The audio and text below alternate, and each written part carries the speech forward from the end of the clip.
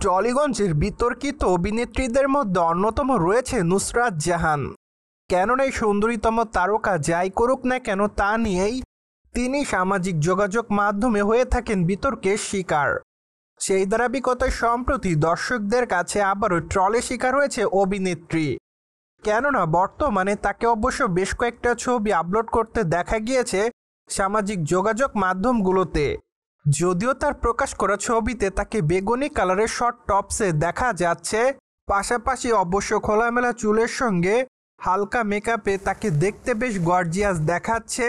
তাই তো বলাই বাহুল্য যে সম্প্রতি এমনভাবেই ধরা দেওয়ার জন্য টলিগঞ্জের অভিনেত্রী নুসরাত জাহান তার দর্শকদের কাছে হচ্ছে সমালোচিত। যার প্রেক্ষাপটে অনেকেই তার প্রকাশ করা ছবির কমেন্ট বক্সে লিখেছে পুজো শেষ তো নুসরাতের শয়তানি শুরু। আবার অনেকে লিখেছে এত খোলামেলা ছবি কেন আপলোড করো তুমি। পাশাপাশি অবশ্য অনেকে তাকে ফালতু বলেও দাবি করেছে, সেই সাথে অনেকে আবার তাকে কুরুচিদক মন্তব্যও করেছে। তাছাড়া অনেকে আবার তাকে লিখেছে তোমার তো সন্তান আছে, তাহলে এবার খোলামেলা অবতারে ক্যামেরার সামনে আসা বাদ দাও।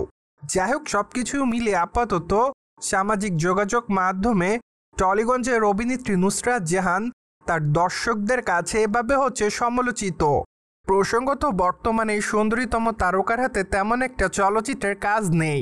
যদিও সর্বশেষ তাকে অবশ্য আরই চলচ্চিত্রে দেখা গিয়েছিল অভিনয় করতে, সেখানে অবশ্য তার অভিনয় রীতিমতো তার সকল দর্শকদের কাছে কেড়েছিল নজর।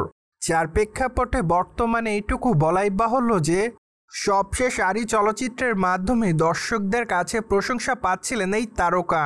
মোরওভার মাত্র কয়েকটা দিন আগে শোনা যাচ্ছিল যে টলিগঞ্জের এই তারকা তার নতুন চলচ্চিত্রের নাম তার দর্শকদের সামনে প্রকাশ্যে আনবে, কিন্তু দুঃখের বিষয় যে এখনও সেই চলচ্চিত্রের নাম তিনি তার দর্শকদের সামনে প্রকাশ করেনি।